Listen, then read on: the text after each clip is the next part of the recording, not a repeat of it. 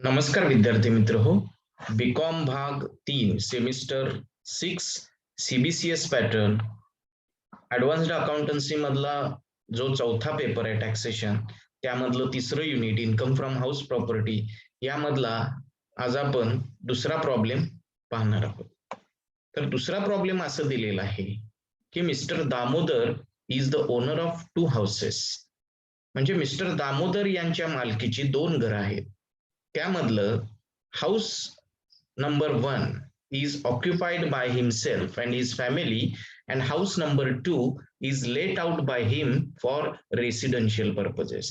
म्हणजे मिस्टर दामोदर यांच्या मालकीची जी काही 2 घरं आहेत त्या 2 घरांच्या पैकी पहिलं घर हे त्यांनी स्वतः आणि स्वतःच्या कुटुंबासाठी किंवा कुटुंबाच्या राहण्यासाठी वापरलेलं आहे. तर दुसरं जे घर आहे ते भाडे तत्वावरती देण्यात आलेलं आहे. The following particulars relating to the houses for the financial year 2019-20 are as follows. म्हणजे खालील जो काही त्यांच्या घराशी संबंधित तपशील दिलेला आहे आर्थिक वर्ष 19-20 चा तो खालील प्रमाणे आहे.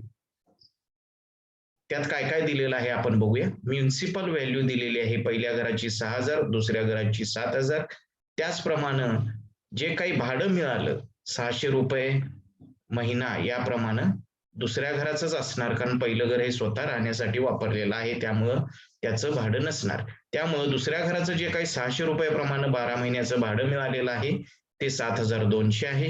म्युनिसिपल टॅक्स जो आहे तो 500 आणि 400 रुपये आहे. त्याचबरोबर interest on loan taken for construction of the house 400 आणि 200 रुपये. लँड रेव्हेन्यू 100 आणि 80. त्याचप्रमाणे फायर इन्शुरन्स प्रीमियम 200 आणि 120. रिपेअर साठी खर्च जो आलेला आहे तो पहिल्या घरासाठी 1,000 तर दुसऱ्या घरासाठी 1200 रुपये. त्याचप्रमाणे रेंट कलेक्टर सॅलरी जे काही घर भाड्यानं दिलेलं आहे ते भाडे गोळा करण्यासाठी त्यांनी एक मनुष्य ठेवलेला असेल कदाचित, त्याला भाडं गोळा करण्यासाठीचा जो काही पगार दिलेला आहे तो 300 रुपये आहे. अशा पद्धतीनं दोन्ही घरांचे जे काही तपशील आपल्याला दिलेले आहेत ते याप्रमाणे होते. आता त्यांनी खाली असं सांगितलेलं आहे की compute his income from house property for the assessment year 2020-21 2020-21 साठी कॉम्प्युट करा म्हटले त्यांनी इन्कम फ्रॉम हाऊस प्रॉपर्टी. आता पहिल्यांदा या 2 घरांच्या पैकी पहिलं घर हे SOP म्हणजे SOR आहे, सेल्फ ऑक्युपाइड फॉर रेसिडेन्स. मग त्याच्या अगोदर म्हणजे आपल्याला माहितच आहे की जे घर भाडे तत्वावरती दिलेलं नाही, स्वतः राहण्यासाठी वापरण्यात आलेलं आहे त्याचा GAV हा नील असतो. त्यामुळं त्या पद्धतीनं त्याचं कॅल्क्युलेशन होईल. जसं आपण पहिल्या प्रॉब्लेम मध्ये SOR असल्यामुळं self occupied for on residence असल्यामुळं GAV नील आलेलं होतं किंवा सगळंच नील आलेलं होतं. त्या पद्धतीनं त्याचं पहिलं कॅल्क्युलेशन होईल. आता आपण दुसऱ्या घराच्या बाबतीत बघूया. त्याचा GAV काढण्याकरता, कारण त्याची ग्रॉस अॅन्युअल व्हॅल्यू आपल्याला दिलेली नाहीये गणितामध्ये कुठेही. त्यासाठी दुसरं जे घर आहे जे भाडे तत्वावरती दिलेलं आहे त्याचं पहिल्यांदा आपण GAV काढूया, gross annual value house number 2 चं. ते ग्रॉस अॅन्युअल व्हॅल्यू काढण्यासाठी आपण फॉर्मॅट अगोदर पाहिलेला होता. त्यामधली स्टेप पहिली जी आहे ती स्टेप पहिली काय असणार आहे तर म्युनिसिपल व्हॅल्यू आणि फेअर रेंट यापैकी दोन्हीतली जास्तीत जास्त जी काही अमाऊंट आहे ती घ्यायची आपल्याला. आता गणितामध्ये फक्त म्युनिसिपल व्हॅल्यूज दिलेली आहे. दुसऱ्या घराचं फक्त बघायचं 7,000. फेअर रेंट दिसत नाही त्यामुळं फेअर रेंट आपण डॅश दिलेली आहे. त्यामुळं 7,000 ही मॅक्सिमम अमाऊंट आली. त्याचा पुढचा टप्पा म्हणजे find minimum of the following. या दोन्हींच्या पैकी कमीत कमी कोणती आहे ती घ्या म्हटलंय. मग मॅक्सिमम अमाऊंट जी वर आलेली आता स्टेप फर्स्ट प्रमाणे आणि standard rent under rent control act. आता स्टँडर्ड रेंट गणितात दिलेली आहे का ती पण बघूया आपण. तर स्टँडर्ड रेंट गणितामध्ये दिसत नसल्यामुळं जी मॅक्सिमम अमाऊंट जी आहे त्यामधली ती मॅक्सिमम अमाऊंट आणि याच्यापैकी जी काही मिनिमम अमाऊंट आहे ती आपण घेतली. म्हणजे आता एक्सपेक्टेड रेंट जी काय आलेली आहे ती 7,000 आलेली आहे. आता यामधले दुसरा जो टप्पा आहे यामधले आता आपल्याला मॅक्सिमम अमाऊंट घ्यायची आहे.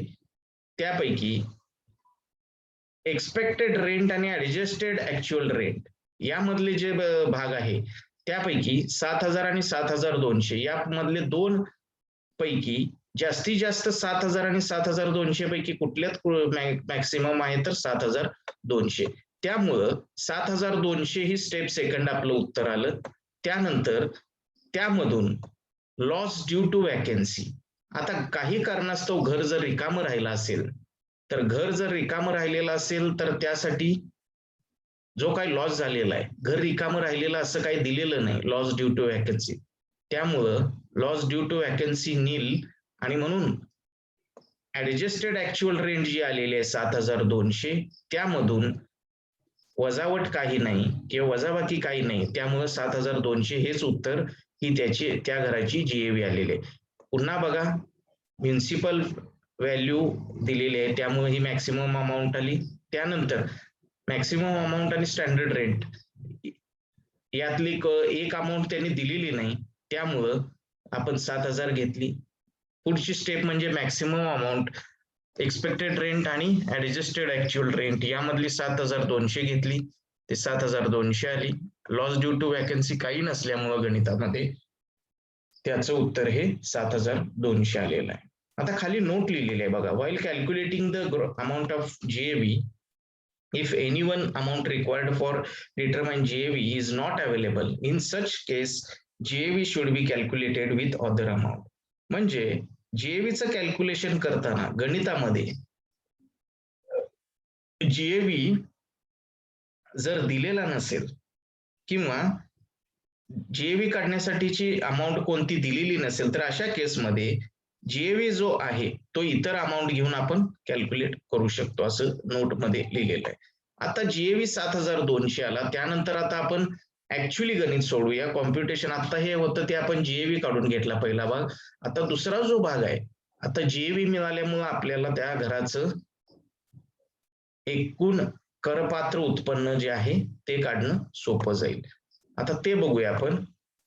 Status of house computation of taxable income from house property त्यामधलं पहिलं जे आहे ते एसओआर. त्यामुळे आपण त्याची जीएव्ही नील घेतली. Municipal tax paid by owner nil. Net annual value nil आली कारण ते पहिलं जे घर आहे त्याचं जे स्टेटस आहे ते SOR self occupied for residence म्हणजे स्वतः राहण्यासाठी घर वापरण्यात आलेलं असल्यामुळं त्याचा जीएव्ही नील आला. बाकीचे सगळे नील आले. डिडक्शन सुद्धा नील आलं. स्टँडर्ड डिडक्शन नील. परंतु त्यामधून इंटरेस्ट ऑन बोरोड कॅपिटल त्यांनी गणितामध्ये दिलेलं आहे बघा. ते 400 रुपये दिलेलं असल्या कारणास्तव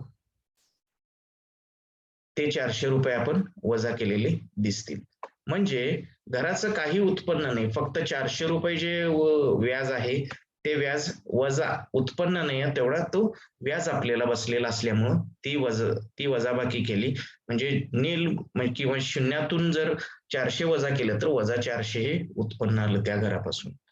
आता दुसऱ्या घराचं जे काही दिलेलं आहे लेट आउट प्रॉपर्टीचं त्या लेट आउट प्रॉपर्टीची जीएव्ही जी आहे ती 7,200 आलेली आहे. आता आपण कॅल्क्युलेट केलेलीच आहे. त्या 7,200 ग्रॉस अॅन्युअल व्हॅल्यू त्यातून म्युन्सिपल टॅक्सेस किती पेड केलेले आहेत तर म्युन्सिपल टॅक्सेस पेड केलेले आहेत 400 रुपये. तर 400 रुपये वजा केल्यानंतर जे काही अमाऊंट येईल 7,200 मधून 400 वजा केले की 6,800 आली. त्यानंतर 6,800च्या डिडक्शन कोणकोणते आहेत अंडर सेक्शन 24. पहिलं स्टँडर्ड डिडक्शन हे 30% एनएव्हीच्या जे 30% हे 6,800च्या किती आले तर 2,040 रुपये. हे 6,800च्या 30% एनएव्ही आला. त्यानंतर इंटरेस्ट किती दिलेला आहे तर 200 रुपये गणितामध्ये दुसऱ्या घराचं दिलेलं आहे. त्यामुळे अशा पद्धतीनं 2,040 आणि 200 असे एकूण 2,240 वजा केल्यानंतर 4,560 रुपये हे दुसऱ्या घराचं इन्कम फ्रॉम हाऊस प्रॉपर्टी आपल्याला आलेलं दिसेल. अशा पद्धतीनं 4,560 हे दुसऱ्या घराचं आपल्याला एकूण उत्पन्न आलेलं आहे आणि पहिल्या घराचं हे -400 म्हणजे 4,560 वजा 400 त्यामुळं 4,160 हे आपल्याला उत्पन्न आलेलं दिसेल. म्हणजे दोन्ही घरापासून मिळालेलं हे जे काही उत्पन्न आहे ते 4,160 आपणाला दिसून येईल. अशा पद्धतीनं आपण हा प्रॉब्लेम सोडवलेला आहे. पहिली स्टेप ही जीएव्ही काढायची, त्यानंतर जीएव्ही काढल्यानंतर दुसरी step he actually computation of taxable income from house property आपण केलं नेहमीच्या फॉर्मॅट प्रमाणे आणि ही तिसरी स्टेप दोन्ही घरांचं एकूण करपात्र उत्पन्न किंवा एकूण उत्पन्न हे आपल्याला मिळालेलं आहे. अशा पद्धतीनं हा प्रॉब्लेम सोपा आहे. आपणही वहीमध्ये सोडवू शकता.